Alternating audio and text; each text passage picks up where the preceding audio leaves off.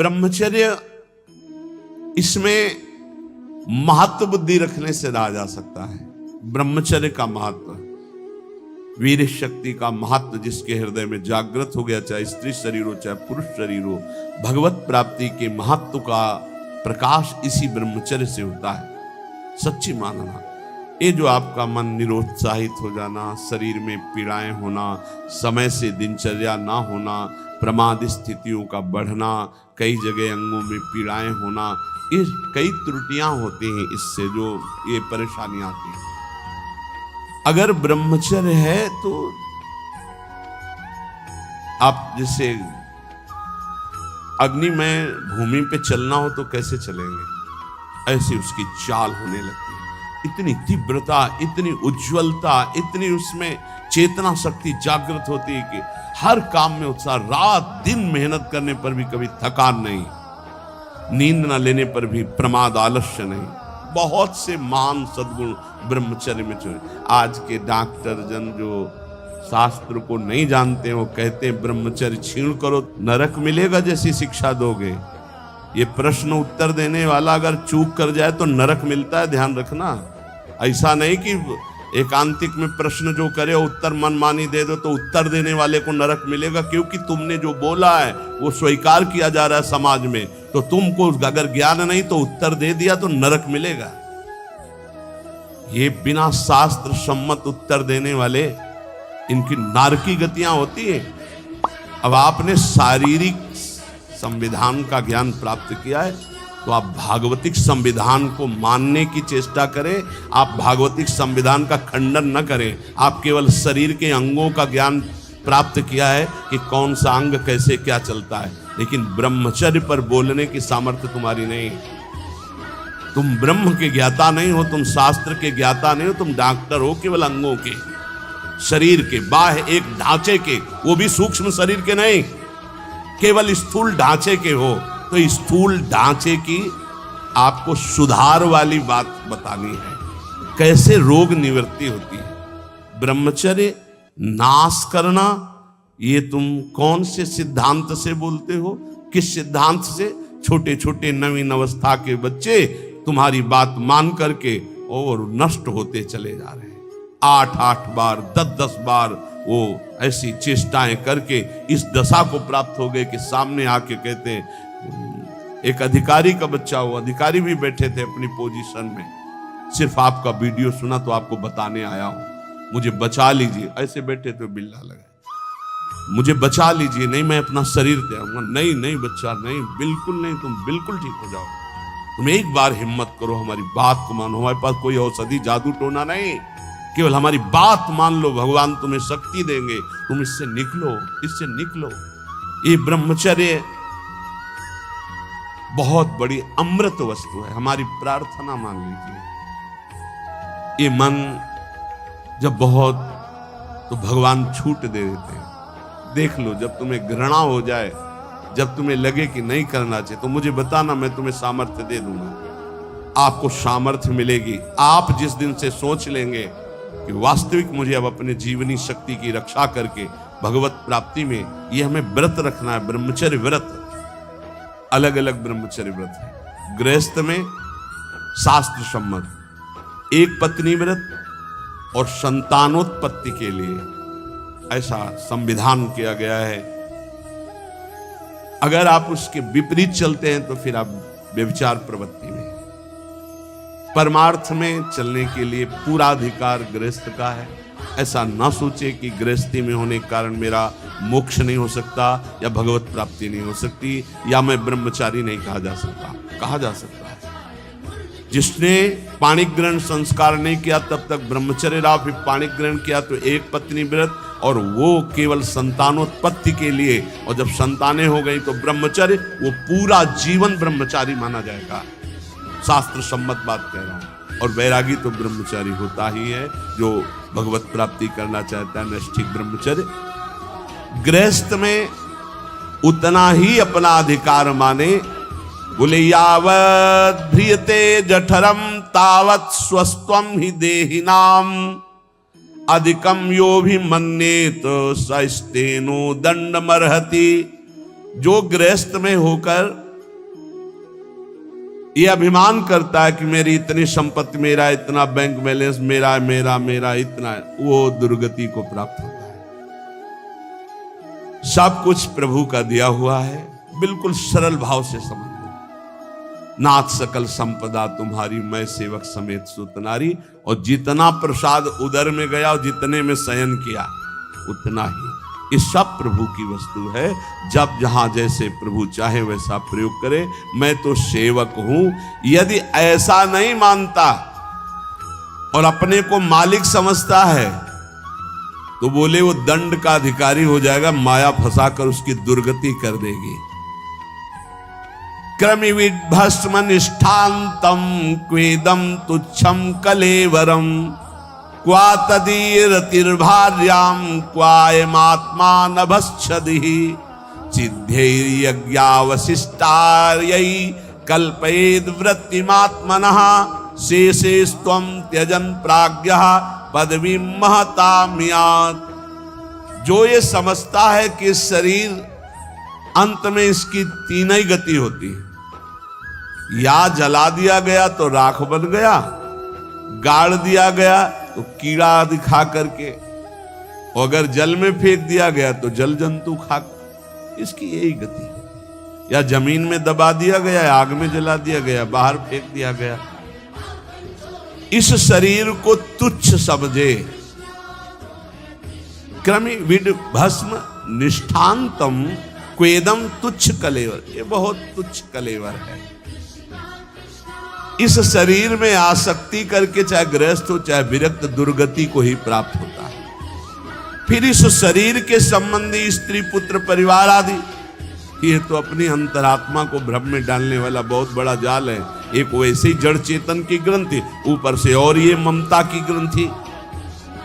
गृहस्थों को चाहिए कि प्रारब्धवशात जो भी आपको प्राप्त हुआ है, धन संपत्ति आदि, वो प्रभु का है ऐसा माने। तो दियम वस्तु गोविंदम तुभ्यमेव समर्पये, और प्रसाद से अपना जीवन निर्वाह करे। उसे यज्ञ अवशिष्ट कहते हैं, भगवान को अर्पित करके। जो बुद्धिमान पुरुष शरीर पर अभिमान नहीं करता, वस्तुओं की प्रभु की मानता है और नाम जप करता है, तो इस शरीर को त्याग कर वो संतों के पद को प्राप्त होता है।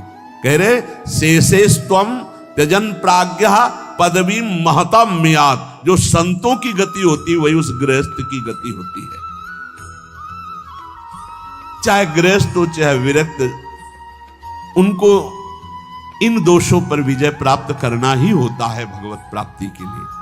असंकल्पात् जयेत् कामं क्रोधम काम विवर्जनात्, अर्थानर्थेक्षया लोभम भयम तत्वामर्शनात्। काम पर यदि विजय प्राप्त करना है तो उपाय बता रहे हैं। असंकल्पात् जयेत् कामम, काम का भोग का संकल्प न बनने पावे, बस तो आप बचा ले जाओगे अपने आप को। यदि मैं भोगूंगा ऐसा संकल्प बन गया तो आप नष्ट हो जाओगे। प्रायः काम की चतुरता कोई नहीं जान पा रहा है। बहुत ये अंदर का चिंतन किया हुआ विषय आपको परोस रहे हैं, अगर आप पा पाओ। काम मन में अहम में जो ही आया तो पहले ये हमको लपेटता है। हम समझते हैं मुझे देखना है, मुझे छूना है, मुझे भोगना है। जहां ये आया बस आपका काम खत्म, अब वो अपना काम करवा लेगा।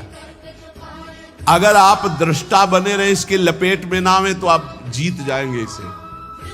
कि दृष्टा एक काम आ गया मन में, एक काम अहंकार में आ गया, अहम में, नहीं मुझे नहीं भोगना। ए काम तू वहां है, मेरे पे नहीं है। मैं तुझे देख रहा हूं, तू मेरे को नहीं देख सकता, मेरे को स्पर्श है। हम भूल करके उसके लपेट में आ जाते हैं, तभी हम कामी कहलाए, तभी हम परास्त हो जाते हैं। असंकल्पात् जयेत् कामम, संकल्प ही मत बनने दीजिए। कब संकल्प बनता है? ध्यायते विषयान् पुंसाः संगास्तेषु उपजायते। जब हम विषयों का चिंतन करते हैं, देखा सुना बोला बातचीत की, उसका चिंतन बना, तो ध्यायतो विषयान् पुंसाः संगास्तेषु उपजायते। अब उस भोग करने की संकल्प वृत्ति जागृत हो रही है। कब? जब उसका चिंतन किया, उसको देखा, उसका सुना, उसका मन। इतना समय क्यों दिया? ये गलती क्यों की? असंकल्पात जयत कामम। तुमने समय दिया, संकल्प बना दिया, अब तो तुम्हें भ्रष्ट होना ही पड़ेगा। अब तुम्हारे पास रह नहीं गया कुछ बचाने के लिए, ले जाएगा, नष्ट कर देगा। तुम तन्मय हो गए। काम से बचने का उपाय बता रहे हैं, ध्यान ना होने पावे, संकल्प ना बनने पावे। ध्याये तो विषयान पुंसाद संगास्ते सुपजायते, संगात संजायते कामा, कामात क्रोधो भी जायते। क्रम है, क्रोधात भवति सम्मोहा, सम्मोहा स्मृति विभ्रमः, स्मृति भ्रंशात बुद्धिनाशो। बुद्धि, ये श्लोक पढ़ने में देर लगा है, उसको ये सब करने में देर नहीं लगती। असंकल्प के द्वारा, मतलब संकल्प त्याग के द्वारा, भोग का संकल्प ही ना होने पावे तो आप काम विजयी हो सकते हैं। इसीलिए कहते हैं राधा राधा राधा राधा। जब आपके अंदर वो चक्रव्यूह रचना रच रहा हो काम के चिंतन की, उसी समय तोड़ो, राधा राधा राधा राधा। वो कहेगा चुप रहो, नाम मत जप करो, मेरी बात सुनो। आप सुनना नहीं, मैं देख रहा हूं कि तू काम है, मेरे में नहीं है, तू मन में है, अंतःकरण पे है, अब मैं तेरे को देख लूंगा। खत्म हो जाएगा। बहुत डरपोक है सब। यदि नाम चल रहा है और आप अपने को दृष्टा माने, आप में कभी काम था ही नहीं, आप में कभी काम है ही नहीं, आपको कभी काम परास्त नहीं कर सकता, क्योंकि आप भगवान के अंश हैं। ये मायावी आप पर प्रहार नहीं, आप अपने स्थान से चूक गए और आपने जे ही ये स्वीकार किया शरीर भाव से कि मैं पुरुष, मैं भोक्ता, अब मारेंगे आपको। यही गलती हमें फंसा रही है। क्रोधो काम विवर्जनात्। क्रोध कब आता है? जब हमारी इच्छा के विरुद्ध कोई कार्य करता है, तब क्रोध आता है। हम चाहते हैं कि आप शांत बैठिए, आप अशांत होकर के बोलने लगेंगे, हमें गुस्सा आ जाएगा। हम चाहते हैं धर्म से चलिए, आप अधर्म से चलेंगे, क्रोध आ जाएगा। हम जो चाहते हैं उसके विपरीत जब होता है तब क्रोध होता है। तो ये जो हम चाहते हैं, भले हम धर्म चाहते हैं, शांति चाहते हैं, मंगल चाहते हैं, तो ऐसी चाहत संभाल के कि बाहर अशांति, अंदर अशांति प्रवेश न कर पावे। अगर बाहर कोई अशांत हो रहा है तो जोई जोई प्यारो करे, सोई मोई भावे। शांत, आप तो शांत रहिए, अशांति आपके अंदर न जाने पाए, क्योंकि आप शांत प्रिय हैं। हम क्या करते हैं, बाहर शांति स्थापन के लिए अंदर शांति खो देते हैं। बाहर हमारी इच्छा के विपरीत हुआ कि अंदर हम अशांत हो जाते हैं। गड़बड़ी। बाहर अशांति होने दो, अंदर शांति बनी रहनी चाहिए। हमारे इच्छा के विरुद्ध जब कोई कार्य करता है तो क्रोध आता है। कामना के विरुद्ध जब कोई कार्य होता है तब क्रोध आता है। क्रोध सबसे पहला काम करता है, वो मूढ़ता पैदा कर देता है। क्या कहना चाहिए, क्या करना चाहिए, सब खत्म हो जाता है। मूढ़ता काम करती स्मृति का नाश करने का। मूढ़ता ही फौरन स्मृति का नाश किया। आप कौन है, आपका क्या कर्तव्य, आप क्या कर रहे हैं, भूल गए।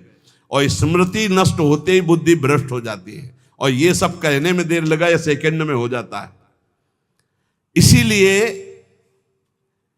क्रोध को जीतने के लिए इच्छा का त्याग करो। संतुष्टायन के नवा, कैसी भी परिस्थिति हो क्रोध नहीं आना चाहिए। फिर कह रहे हैं लोभम अर्थानर्थिक क्षया। ये रुपया ये अनर्थ ही करता है, अनर्थ ही करता है। यदि भगवान का भजन नहीं हो रहा तो ये रुपया अनर्थ पैदा कर देता है। यदि शब्द इसलिए लगाया कि अगर भगवान का भजन हो रहा है तो सुधन धन्य कहा गया। प्रथम गति जात की संत सेवा में, भगवत आराधना में, प्रभु के उत्सवों में, अन्य जीवों की सेवा में वो धन जाता है। बोले अब देखो ये सत्संग बना हुआ है, सत्संग हॉल, कितने लोग सुखपूर्वक भगवत चर्चा, अब इसमें किसी न किसी का तो अर्थ लगा है, तो धन्य है। जब तक सत्संग होता रहेगा, नाम कीर्तन होता रहेगा, ये बना है, उसका सुकृत हो रहा है। देने वाला तो गया, लेकिन उसका अर्थ और उसका ब्याज और उसकी महिमा उसको परम सुख प्रदान करती रहेगी, क्योंकि ये ऐसे, ये भी धन है। और भी जगह ऐसे लगे हुए हैं। बोले ये धन अगर भगवत चिंतन नहीं, भगवत आश्रय नहीं, तो अनर्था, ये अनर्थ पैदा कर देता है। एक मार्ग में जा रहे थे तो स्वर्ण और जवाहरात आदि की असरफियों से भरी हुई एक थैली पड़ी थी, किसी की गिर गई होगी। तो संत जा रहे थे, उनके शिष्य उठा ले, बोले चुप, छूना मत, मृत्यु है, मार देगी, डाइन है, खा जाएगी ये संपत्ति। गुरु जी आप उल्टा सीधा बोलने लगते हो, कितनी बढ़िया ये रतन जवाहरात हीरा की थैली, आप कह रहे हो डाइन है, खा जाएगी, छूना मत, मार देगी। अरे बड़े मजे हो जाएंगे, खूब साधु सेवा करेंगे, कीर्तन करेंगे, भंडारा, तुम्हें विश्वास नहीं हो रहा, ये खा जाती है। अच्छा रुको, चलो वहां झुरमुट में बैठते हैं और देखो ये डाइन कैसे खाती, किस किस को खाती। वो बैठे ही थे कि 4 राज सैनिक घोड़ों पर उस समय चलते थे, घोड़े से चारों रुक गए, बोले यार किसी की गिर गई, बोले आसपास तो कोई दिखता नहीं, जब गिरी हुई चीज है तो हमारे ही अधिकार में आ गई, हम चारों लोग बांट लेते हैं। बोले हाँ बांट लेते हैं, चलो एक पेड़ के नीचे बैठे। बोले अब भूख बहुत लगी है, अब इतनी संपत्ति मिली तो बढ़िया ठंडा जल लाओ और भोजन लाओ, चारों लोग पाया जाए, फिर इसे 4 हिस्सों में बांट के, फिर हमारी तो ड्यूटी चल रही। 2 गए लेने बाजार से भोजन सामग्री, उसी अर्थ से। उन गए, बहुत कीमती कीमती रत्न है। बोले इरादा क्या है?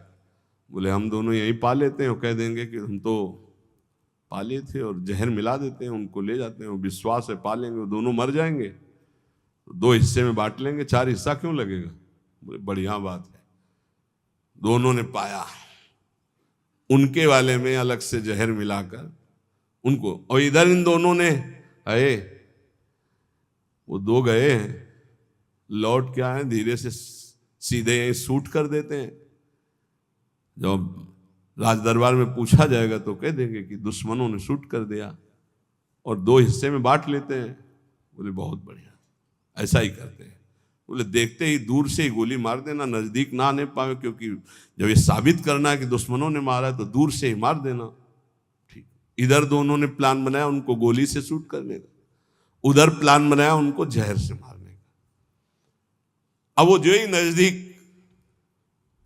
दोनों ने शूट कर, इसके बाद नजदीक गए, उनका यार खान पान की सामग्री तो है ही, अच्छे से खाया पिया जाए, 2 हिस्से किए जाए।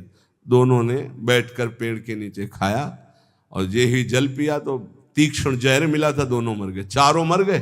गुरुजी निकले, बोले देखा डाइन खा गई, जेव कते हो संपत्ति पड़ी, खा गई, 4 को मार डाले, भाग यहां से, इसको मत छूना, कितनों को मार देगी। अर्थ अनर्थे क्षया, भगवान से विमुख होकर जो अर्थ कमाया जाता है वो अनर्थ पैदा कर देता है। इसलिए लोभ पर विजय प्राप्त करो, लोभ करो प्रभु के नाम का, प्रभु के चिंतन का। और भयम तत्वावमर्शनात्, भय मत करो, डरो मत, सब में वही प्रभु विराजमान है। तत्व सब जगह वही तत्व श्री कृष्ण, सच्ची मानिए सब में वही है, डरने की कोई जरूरत नहीं। शरीर एक बार छूटेगा, इसका नाम मृत्यु लोक है, सबको मरना पड़ेगा एक बार, तैयारी कर लो मरने की। मरना शब्द बहुत ही कड़वा लगता है, नहीं? एकांत में सोचो कि मुझे मरना है तो कैसा लगेगा। एक बार तो हाई बीपी तो हो ही जाएगा, नहीं हो जाए, या लो हो जाएगा, 2 में 1 हो जाता है। बहुत सीरियस हो गए तो फिर मरना है, सबको लगता है ना डर। ईमानदारी से देखो, डर लगता है, डर लगता है। क्यों? क्योंकि शरीर प्यार हो गया है, हमारे प्यार का विषय शरीर हो गया है, हमारे प्यार का विषय शरीर संबंध भोग हो गए। सच्ची मानिए डर का विषय यही है। जैसे बहुत अच्छा कपड़ा नया रेशम का भी दिया जाए और कहा जाए आप ये उतार दो, तो उतारने में आपको देर लगेगी, 1 सेकंड में फेंक दोगे, क्योंकि उससे कई गुना महंगा और पवित्र वस्त्र लाओ भाई हमसे। ऐसे ही आपको जब भगवत देह प्राप्त हो जाए, भाव देह, तो इस शरीर का त्याग ऐसे हो जाता है जैसे पुराने कपड़े का त्याग। अब इसी शरीर से आपको प्यार भगवत भाव तो आया नहीं, तो आपको भय लगेगा। भय मत करो, ये शरीर छूटेगा, इसीलिए हम रोज आपको एक बार याद जरूर दिलाते हैं सत्संग में कि मरोगे। यहां के सत्संग का एक बार संजीवनी बूटी ये चम्मच में जैसे पवाई जाती है ना, तो हम तुम्हें वचन से श्रवणेंद्री में डालते, मरोगे, सब मरोगे, एक दिन मरोगे। बोले सुबह सुबह रोज मरने की बात है बाबा जी करता है। जानते हो क्यों करते हैं? क्योंकि तुम्हें कभी नहीं मरना है। राम मरे तो मैं मरूं, नहीं तुम मरे मेरी बला है। और अविनाशी का बालका मरे न मारा जाए। बात समझ रहे हो? तुम कभी नहीं मरोगे, तुम अविनाशी हो, लेकिन तुम शीशा में नहीं देख पाओगे अपने आप को। शीशा वाला जो है देखने में आता है वो मरेगा। समझ पा रहे हो? मरना बहुत ही खतरनाक लगे, और मरना सत्य है यहां। और आपका मरना नहीं है, कभी नहीं मर सकते, तुम अमर हो। साधना से अमर नहीं हो, तुम अविनाशी के बच्चा हो, तुम अविनाशी हो, तुम्हारा कभी नाश नहीं हो सकता।